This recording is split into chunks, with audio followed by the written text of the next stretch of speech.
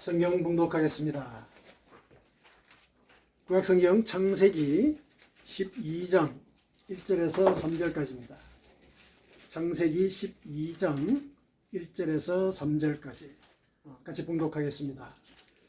여호와께서 아브라함에게 이르시되 너는 너의 고향과 친척과 아버지 집을 떠나 내가 네게 보여줄 땅으로 가라. 내가 너로 큰 민족을 이루고 내게 복을 주어 내 이름을 창대하게 하리라.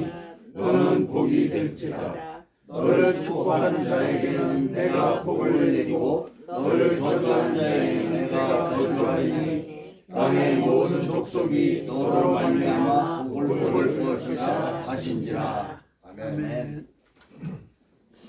오늘은 우리 교회를 하나님께서 설립하신 지 8주년이 되는 그런 주일입니다.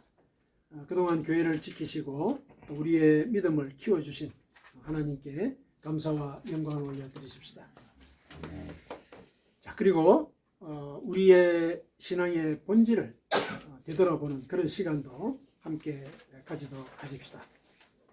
우리가 신앙에 대해서 생각을 할 때 우리는 먼저 의무감을 먼저 떠올릴 그런 가능성이 크죠. 신앙 그러면은 일단 영적으로 상당히 이렇게 진중하고 또 무거운 일이기도 하기 때문에 그 일을 해내기가 과연 내가 합당한가 이런 부분들에 대해서 먼저 생각을 하다 보니까 의무감을 먼저 떠올리죠. 그런 일들을 어떻게 할 수 있을까 이런 생각들이 많이 들죠. 사실 의무감을 갖게 되는 거 그거는 당연한 일이죠. 왜냐하면은 우리의 신앙 자체가 우리의 정욕과 탐심을 내려놓는 걸 전제로 하거든요.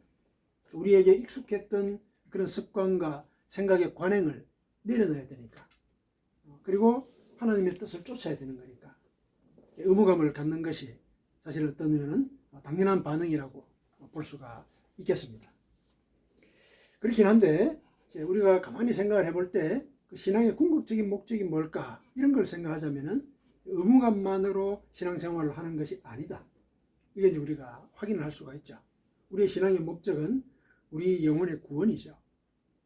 그게 실제로 우리가 아직까지 경험하지 못한, 예를 들면 우리가 죽고 난 뒤에 있을 일이라고 생각을 한다면은 사실 너무 비현실적이라서 우리가 구원을 얻는다는 것이 과연 내가 지금 느끼고 있는 이 의무감을 감소시킬 혹은 상쇄할 만한 그런 어떤 영향이 있는가 이렇게도 생각하실 수 있습니다.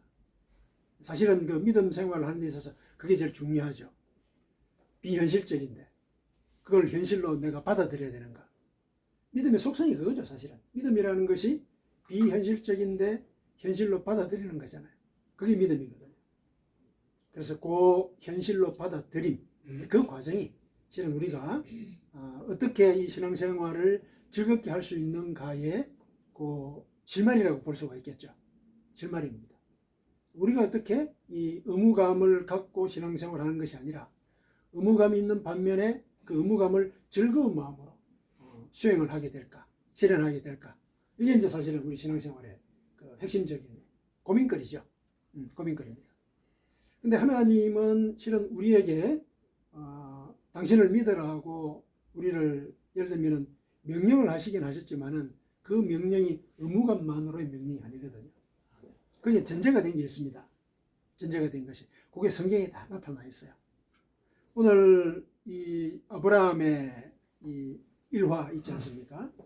아브라함의 일화를 보면은 참 우리가 신앙생활을 하는 데 있어서 갑자기 하나님이 내 삶을 다 내려놔라. 예를 들면 직장 다 내려놓고 선교지로 가라. 꼭 이런 명령을 내는 것 같은 그런 느낌을 주죠. 모든 것들을 포기하고 이렇게 하나님의 뜻을 따라야만이 그게 믿음의 길이다. 이런 생각을 하기에 딱 맞는 그런 그 본문이죠, 사실은. 그런데 이 말씀을 가만히 살펴보면은 하나님이 그렇게 무작정 우리에게 명령을 내리고 순종을 강요하는 그런 분은 아니시라는 것. 그걸 우리가 사실은 이 본문에서 읽어낼 수가 있습니다. 하나님은 우리에게 자유의지를 주지 않으셨습니까? 자유의지를 주셨는데 당신을 따르는 것조차도 자유의지 없이 예를 들면 명령만을 해가지고 이 명령을 나에게 예를 들어서 수행하는 그런 모습을 보여라. 이거는 하나님 우리에게 자유의지를 주신 그 창조의 본뜻마저도 이렇게 하나님 스스로가 어기는 그런 일이 되는 거거든요. 맞지 않는 거예요. 그러면은 우리가 하나님을 믿는다라고 했을 때 아브라함과 같은 이런 결단, 이건 어떤 의미를 갖는 것일까? 분명히 하나님이 명령을 하셨잖아요. 네 고향과 친척과 아버지 집을 떠나라는 거예요. 떠나라는 거예요. 그리고 네게 보여줄 땅으로 가라. 그 땅이 어딘지 몰라요. 그러니까 히브리서에 보면은 이 아브라함의 이런 믿음의 결단을 굉장히 이 칭찬을 하고 높게 평가를 하지 않습니까? 실은 그러하지요. 가나안 땅이라고 예시는 되어 있어요. 하지만 가나안 땅이 뭐 예를 들어서 우리 동네도 아니고, 그렇죠? 한 나라잖아요. 거기를 어디로 가라고 하는 건지 우리가 모른단 말이에요. 불안하죠. 그리고 미지의 땅이기 때문에 어떤 위험이 있을지도 모르거든요. 불안한 거는 다른 나라에 간다는 그 사실 자체가 사실 불안한 거죠. 기본적으로. 그리고 자기가 익숙했던 그곳을 떠나는 것이니까 굉장히 불안한 상황입니다. 그런데 이 본문에서 하나님은 아브라함에게 명령만 하시지는 않았다는 것. 이걸 우리가 같이 읽어볼 수가 있습니다. 물론 이제 눈에 드러나 있지는 않아요. 그게 이제 이 번역의 문제이긴 한데, 원문을 보면은 이제 하나님이 명령을 하셨는데 어떤 목적으로 명령을 하셨는지 그게 그 원문에 드러나 있습니다. 자, 우리 보시면은 보십시다. 여호와께서 아브라함에게 이르시되 너는 너의 고향과 친척과 아버지 집을 떠나 네가 네게 보여줄 땅으로 가라. 그랬죠. 여기서 고향이라고 그러는 거는 이제 아브라함의 고향은 갈대아 우르죠. 갈대아 우르인데 지금 아브라함이 이 명령을 받은 곳은 하란이에요. 하란 땅이거든요. 하란은 예를 들면은 그 자기가 태어난 그 갈대아 우르로부터 북쪽으로 950km나 떨어져 있어요. 엄청 멀리 떨어져 있는 곳이죠. 근데 하란에 그럼 왜 갔느냐? 간 거는 아버지의 결정이에요. 아버지가 자식들을 다 데리고 집안 전체가 하란으로 이주를 한 거예요. 하란으로 이주를 했습니다. 그때는 이제 아버지하고 다른 식구들이 같이 가잖아요. 그러니까 이사하는 데 대해서 심리적인 불안은 상대적으로 덜했겠죠. 충분히 그렇지 않겠습니까? 같이 가니까. 근데 하란 땅에서는 하나님이 네 가족만 데리고 가라는 거 아니에요. 네가 떠나라는 거잖아요. 혼자 가는 거예요, 사실상. 상당히 불안하겠죠. 상당히 이제 불안한데, 그런데 이 불안한 마음이 이 본문에는 하나도 표시가 안 돼 있어요. 그렇죠. 그런 명령을 받고 바로 떠나는 거거든요. 오늘 본문 뒤에 4절에 보면은 하나님께서 그 말씀하시고 난 뒤에 아브라함은 뭐 예를 들어서 두려워서 어떡합니까? 제가 가면은 거기서 무슨 일을 하면 묻지도 않고 그냥 떠났다 이렇게 되어 있거든요. 명령을 받고 바로 간 거예요. 상당히 큰 믿음을 우리가 거기서 이제 확인을 할 수가 있는데, 우리 입장에 한번 대입을 해 보십시다. 과연 이럴 수가 있을까? 과연 이럴 수가 있을까? 아브라함이 그러면 뭔가 좀 특출한 뭔가 믿음의 증거를 가진 사람이어서 저런 모습을 보인 것일까? 이런 생각을 할 수가 있죠. 뭔가 특별한, 하나님이 보시기에 내가 명령을 내려도 그걸 바로 수행할 만한 그런 믿음을 가진 자이다 인정을 하셨기 때문에 저런 명령을 하셨는가?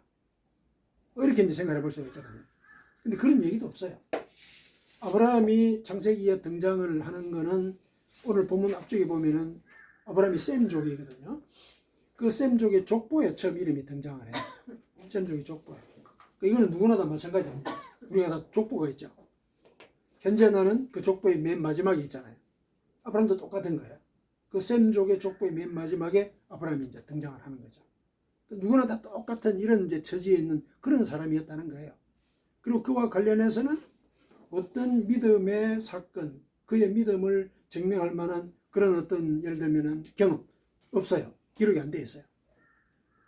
그의 믿음의 그 기록들은 고향을 떠난 이후에 벌어진 일들이죠. 그렇게 해가지고 결국 이제 그 하나님의 명령대로 따랐기 때문에 믿음의 조상이 된 것이고, 그 후손들이 이 믿음의 조상인 아브라함을 보면서 이제 역추적해가지고 그의 일을 갖다 기록을 한 거거든요.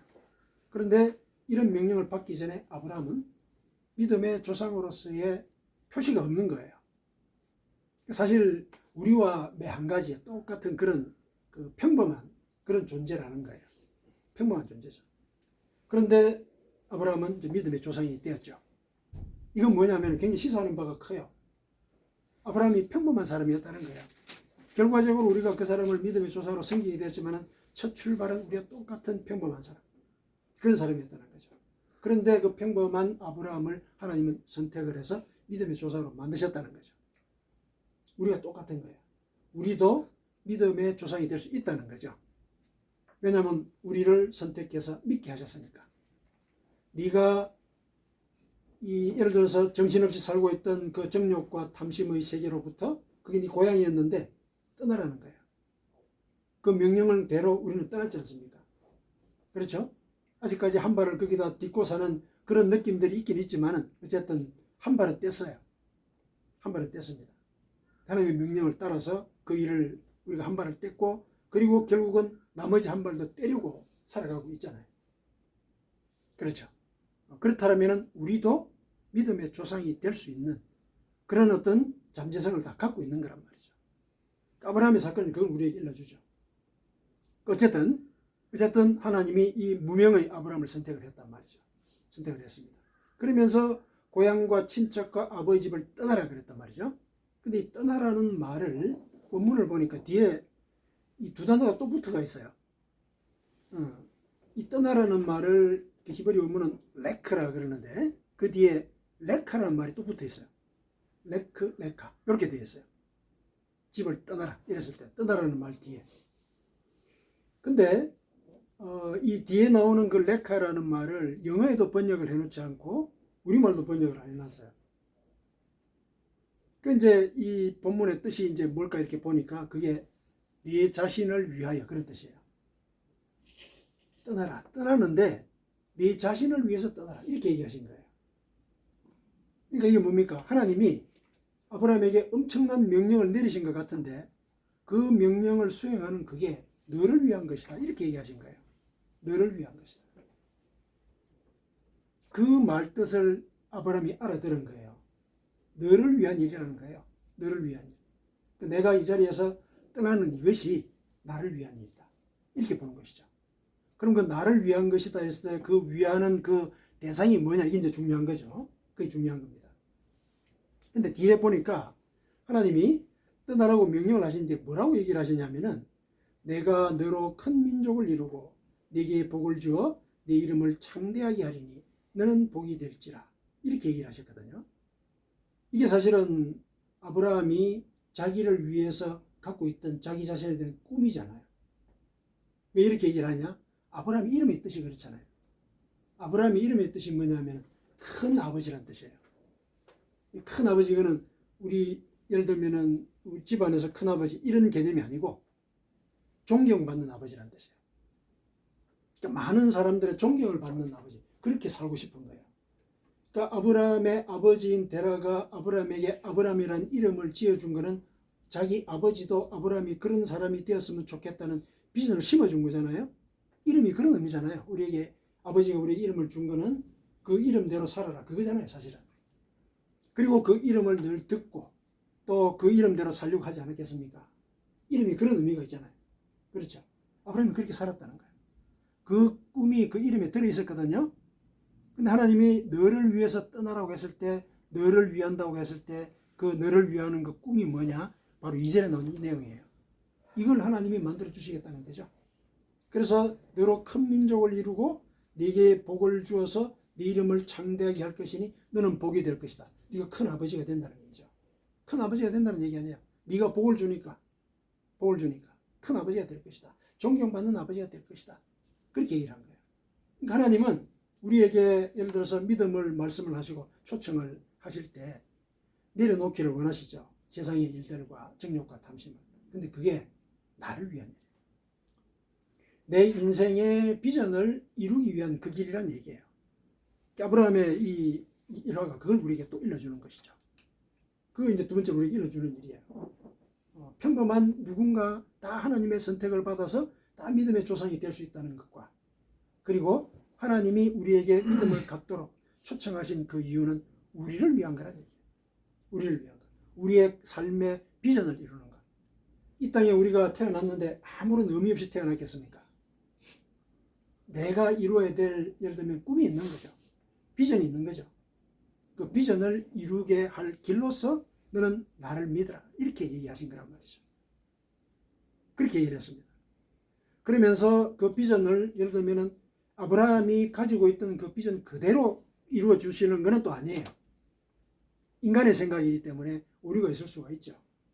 그러면 그거는 하나님이 교정을 해주시는 거죠.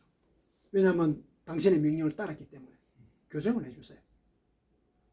어떻게 아브라함에게서 교정을 해주시냐면은 아브라함이라는 이름의 뜻이 존경받는 아버지잖아요.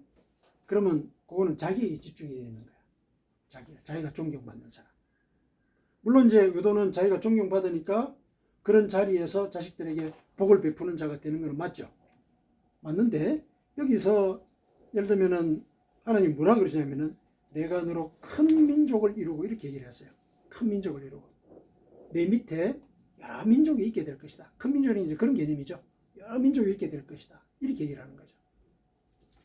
그렇게 너를 이 삶의 비전을 이루도록 인도할 것이다 얘기했는데 이 큰 민족이라는 것이 어떤 연상을 하게 하느냐면은 아브라함의 이름의 뜻과 연결이 되죠.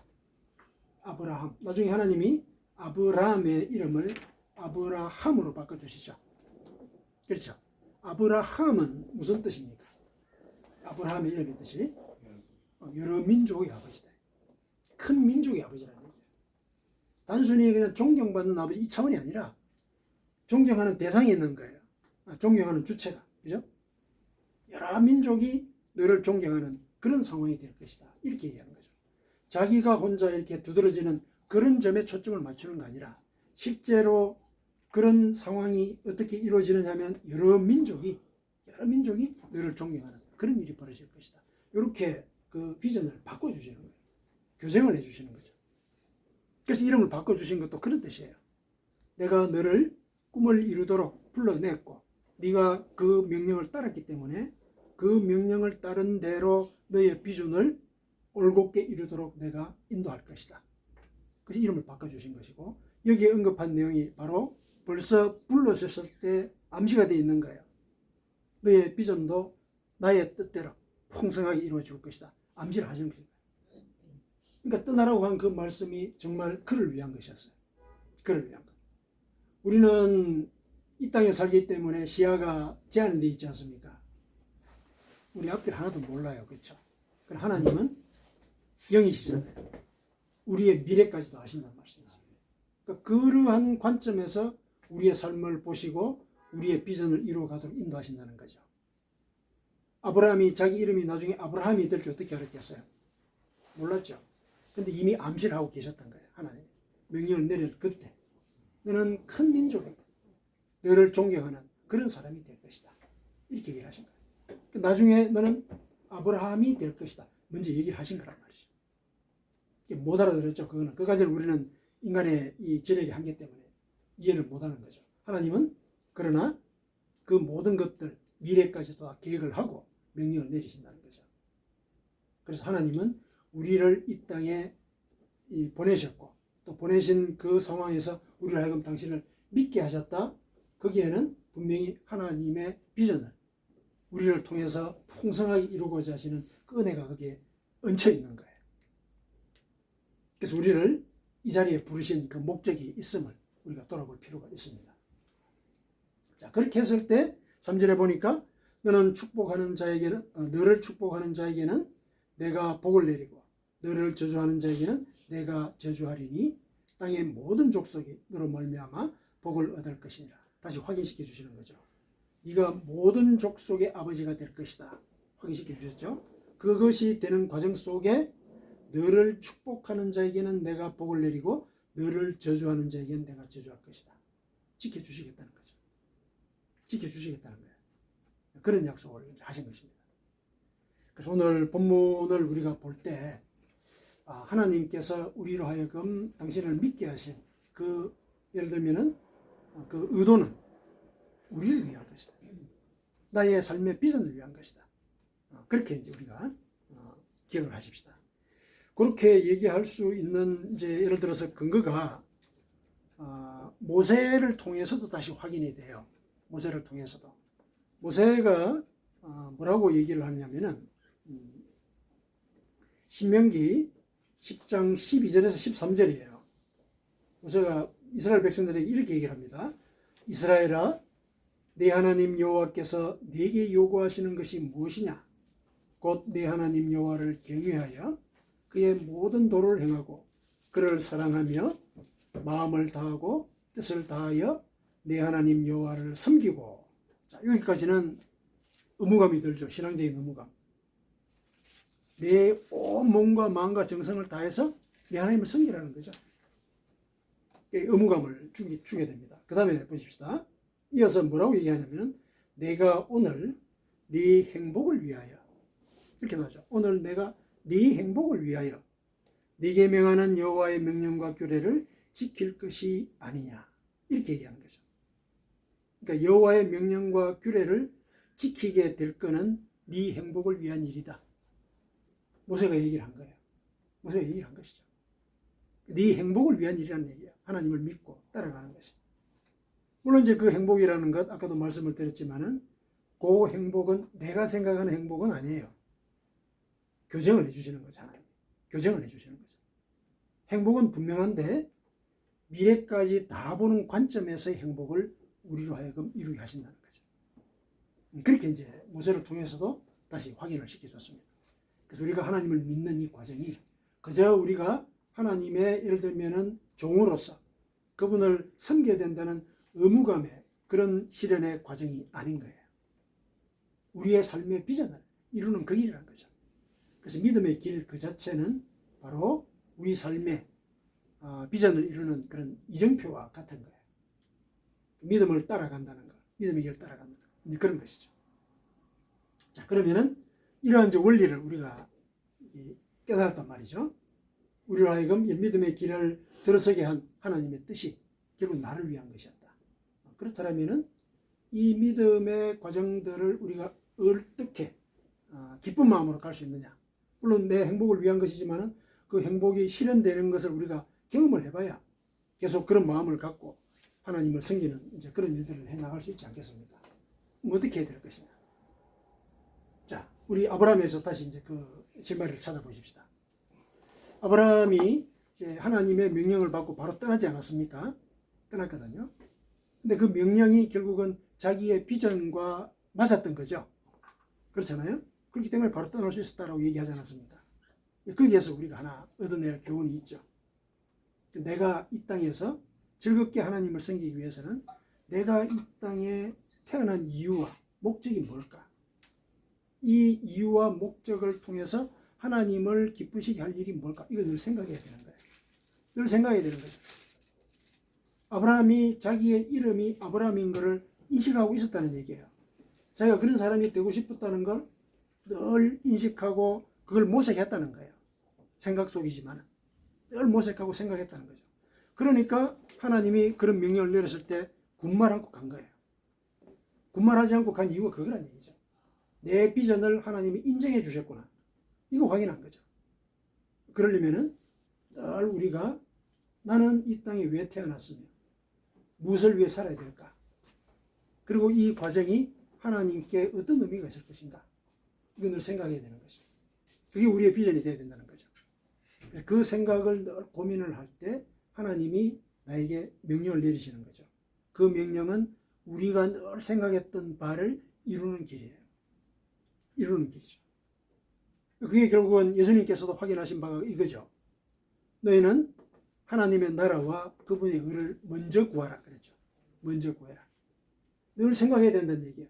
늘 생각해야 된다. 그게 우리의 삶의 비전이 되야 된다는 얘기죠. 그랬을 때 뭐라고 얘기합니까? 이 모든 것을 너희에게 다 하실 것이다. 이 모든 것이 뭡니까? 이 땅의 삶의 모든 조건들이지 않습니까? 우리에게 필요한 것들 다 허락하신다는 거죠.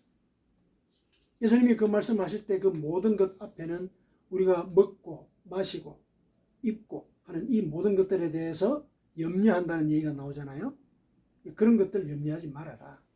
그런 얘기를 하셨기 때문에 그 모든 것은 결국 이 땅의 삶의 조건을 얘기하죠. 이 땅의 삶의 조건 이루어 주실 것이다. 어떻게? 내가 평상시에 무슨 생각을 하고 있냐에 따라서 그게 이루어지느냐 이루어지지 않느냐가 결정이 된다는 얘기예요.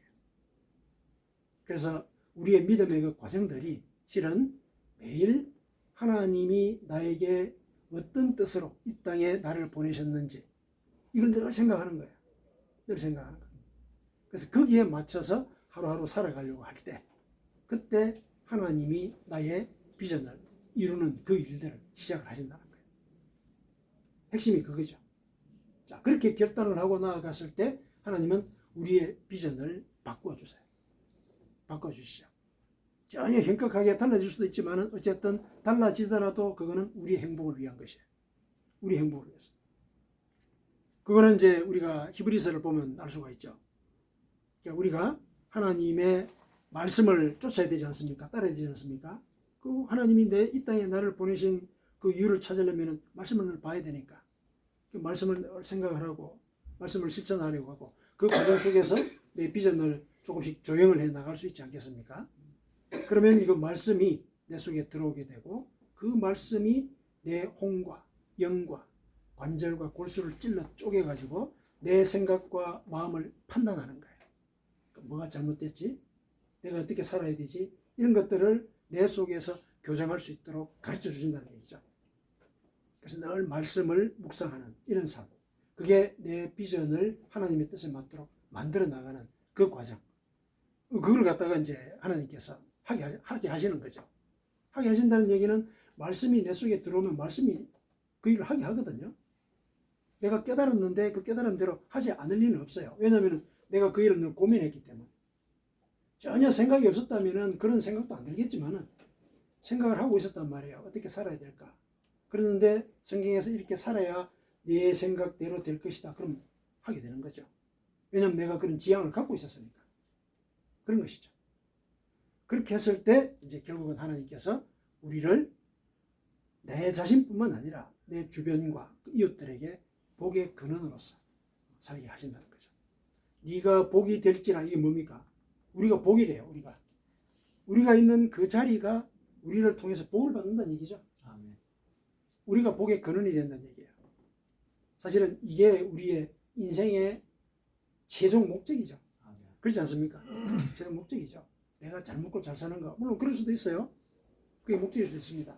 근데 하나님을 믿는다면 내가 잘 먹고 잘 사는 것도 결국 내가 있는 자리에서 내가 복이 되기 위한 과정이거든요.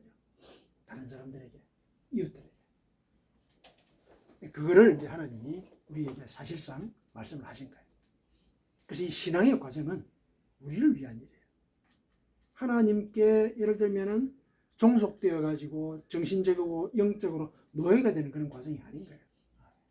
분명히 말씀을 하셨죠. 아브라함이 그런 결단을 내리는 거 인간적으로 힘들어요. 그렇지 않습니까? 지금 당장 너 지금 하고 있는 일 다 버리고 가족도 버리고 너 혼자 아프리카로 가라. 그거를 바로 이렇게 수용하기가 쉽겠습니까? 인간적으로 생각한다면. 근데 그걸 받아들이는 사람이 있잖아요. 어떻게 하는 겁니까? 평소에 그런 생각을 한 거예요. 어떻게 살아야 할지 고민을 한 거죠.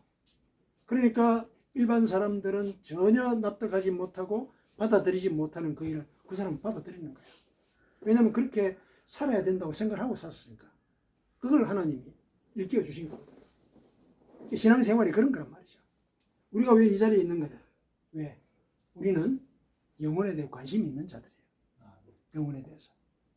그래서 그걸 고민을 하고 있었기 때문에 하나님이 영혼의 구원의 길이 여기 있다고 우리 내면에 일러주셨을 때 받아들인 거란 말이죠. 받아들인 거예요. 내 주변의 친구들이 아직까지 하나님을 믿지 못하는 사람들이 볼 때는 엉뚱하죠. 저 내하고 같이 놀았는데 저 갑자기 거룩해졌어. 예를 들면. 근데 갑자기 거룩해질 수 있는 그 소질이 내 속에 있었다는 거예요. 늘 그걸 생각하고 있었다는 거예요. 나는 이렇게 살면 안 되는데 이런 생각을 늘 갖고 있었다는 얘기죠.